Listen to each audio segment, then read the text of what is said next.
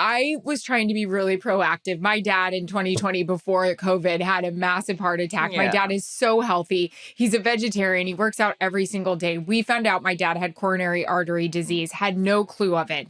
Unfortunately, it's genetic. So I really want to stay on top of it. And I just went and had a full physical last week, did the blood, did all the things, did an EKG. I'm so proud of you for doing all that. Thank you. I just went and everything came back great. I just went to an imaging center this morning to go actually see my arteries, how my arteries are doing, because my dad, before he had his heart attack, coincidentally, he went to the doctor and they were like, your cholesterol is great. Boom, he suffers from this. So I wanted to see if there was any blockages, right? And if there are, you go on medication, blah, blah, blah. It's genetic. I want to make sure we're good. So I go today, and the two things about the test, 5 minutes long. It's in a really, really nice building. But as you know, everything here in LA takes 45 minutes to an hour and a half to get to. So there was some time. You can't drink coffee before, which was a real bummer, and you can't work out. So I'm like in a mood and need caffeine. I get there, show up 5 minutes, great. So excited to get coffee afterward. Call my dad, call my sister, tell my husband. I'm like, this place was awesome. I highly recommend it. Super clean, great, easy, 5 minutes, good to go. Running some errands earlier, all of a sudden I get a call from the imaging center. Hey, so the doctor wanted me to call you. We need you to come back today for further images. I'm like, heart stop. I start getting chest pains. I go, I'm at a red light. I'm driving, by the way. And I said, can I ask why? We need you to come in right now today for images. And I'm like, holy shit, my dad's going to shit. This is really bad. So I just said, can I speak to someone ASAP? Yeah, hold 5 seconds. I can't feel my arms. I can't feel my legs. I'm testing my deodorant. It's a thing. Yeah, she's busy. We're going to call you back. Red light. I could have been arrested for texting at the red light. I text my doctor. I'm like, hey, apparently, can you get in on this? Yep, fine, in on it. Supervisor calls me back. Hello? Hi, yes, I just came in. You guys need more. Am I okay? Do you need my doctor? No, you think you're dying at this point. Dying. I'm so glad I did not call my dad. My dad would have say your final goodbyes. Yeah, I mean, you're thinking like the worst case. Yeah, right. Forget having like coffee or working out to get your heart rate up. Just call me and say you need extra imaging and come right now. Thank you. So sorry to bother you. Our computer accidentally erased your images. We just need to take some new ones. So why don't we just say that on the phone when we call you the first time? Well, I mean, obviously, I'm not into although I'd love a picture retake day in elementary. In this particular case, I do not love a retake. But why don't we say that on the phone so you're not having a heart attack?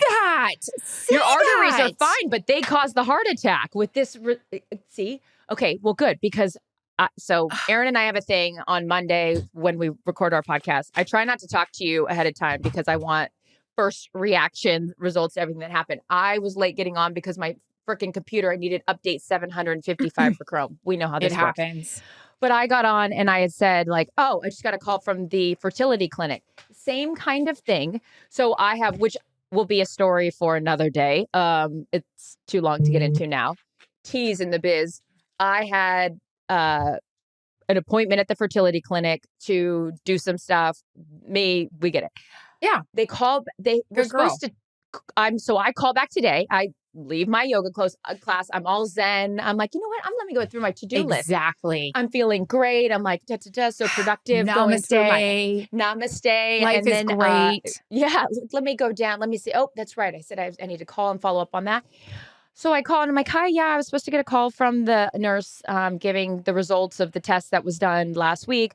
And she goes like this, hold on, what's your date of birth? Comes back on after the 5-minute hold. And that causes anxiety. It does. Yeah. Waiting for any sort of results. I don't care if I wasn't tested for some life-threatening disease. I've diagnosed myself with it. So get on and tell me I'm fine. This one's deep in a deep dive, Google. I'm not as hysterical with that kind of stuff, but she's making me feel like I should be sometimes. So I'm sitting there, la, la, la. She comes back on. She's like, ooh, actually, we're going to have the nurse call you. Ooh. What do you mean, ooh? I'm like, well, can you just... It's a Larry David episode. Like, ooh, like she's not here, or ooh, you're never going to have a kid. Like, what's the ooh? Very different ends of this. Exactly. And I'm like, well, can you just give me an idea of what this is about? She's like, no. It's also this. Ooh.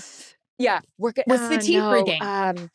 yeah. So she's just the nurse. So the nurse is going to have to explain. Explain. That's also the nurse is going to have to explain this to you. Well, who are you? The operator? Who is Because this? my God, I didn't press 0 for the front desk. I actually pressed 3 to talk to a nurse, and you're answering the phone line. Can you shift me over to room service? Because I'd like to order something there too. What hotline is this? And they call it a triage system. I don't need to tell you about the freaking 900 times that you've had to wait online there. Oh, yeah. We've implemented a triage. I hate a triage. the music. I hate the music. I hate the music. Get rid of that music. Anyway, so I'm sitting here. I don't have an answer. The nurse is still trying to call me. No missed calls from that. And I don't know. So, yeah, let's not have the results. Give me an indication. Just tell me right now if this is going to be a great day or a really shitty day, because I'd like to deal with it. That's some things you never do. Breathe through your teeth, do the ooh, and you need to come in right away for new results. Let me get the supervisor on the phone and put you on a 5-minute hold and then have them call you back. Hey guys, it can't be this hard. We went to school for our jobs. We're not saving lives over here. It can't be that hard. Is it that hard? The only thing that's worse than what I dealt with today and what you dealt with, there's a lot of things worse. I'm not trying to be hysterical here, but what I'm saying is, for all intents and purposes of saying like messages left by nurse, is to actually leave a message on my voicemail. Hi, this is the nurse from the California Fertility Partner place, or insert here, and say, we have a problem. Can you give us a call back? A problem. And now you're closed on weekends. Oh, yeah. I got to wait till Monday, and Monday is a holiday. I got Tuesday. I got 4 days to sit on this information, and no one is answering me, and there's no late night hotline. Nope. Fuck. So you know what's happening those 4 days? I'm either blown it out thinking this is the end of my life, or I'm in a fetal position. We're not sure, but you know it well, and we'll get to it at some point. You go and meet your friends at Dantana's, get blackout drunk, and then decide to do other things, have the spins and vomit at night. We'll get to that one after the break. That is a story that will definitely be told on this podcast, because when you're told that you're going to get really big information and they're not giving it to you for another 24 hours, well, that gives us a lot of time for some nonsense. Holy I'll tell shit. you another one. Time. No, we're not out of it. This is another one. This isn't the fertility clinic that you and I go to now. This is a former one that I went to. Here's a real doozy as well. And I wrote this when we were taking our little hiatus from the podcast that I wanted to bring it up. I love the old, when you freeze your eggs, you have storage fees. So I obviously had transferred everything to a new fertility clinic. I'm getting the old $1,000 bill from the old clinic saying I still owe them money. And I'm like, why? I don't have anything there unless you're telling me I have something there and you haven't told me. They have billed me 3 times, and I've tried to call them and ask them, why are you billing me? Do you still have something of mine and you're not telling me about it? By the way, not something of yours. The most important thing that you could have in your entire life as a woman stored up. Like, this isn't the public storage that we're holding some boxes from college. Oh, no, miss, you're just on a reoccurring payment and we forgot to take it off. Forgot to take off the $1,000 payment every time it's up. It is crazy what's going on. Okay. Bottom line, you have to be your own advocate. Well, or you have caretakers like Erin has. So her caretakers are making sure that she's well tended to. But no, you do need to be your own patient advocate. But I'll say this, and then put this conversation to bed until a pin in it, drop the pin.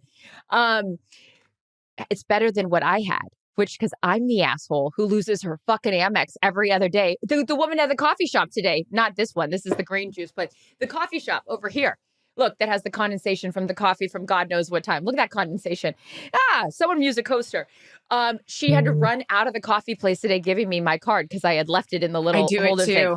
So I had my Amex for the reoccurring charges for freezing those bad boys. And thank God, they actually left a message that didn't seem like I was dying. And they're like, we'd like to update your credit card. Can you imagine any of the eggs that I have are completely unthawed because this girl's credit card is I've had fears about that. 3 There's nothing a.m. I bet terrifying. everybody that's done IVF has had fears. Oh my God, if I paid for the storage fee. Absolutely. I've had those from 3 to 4 a.m. multiple times in my life.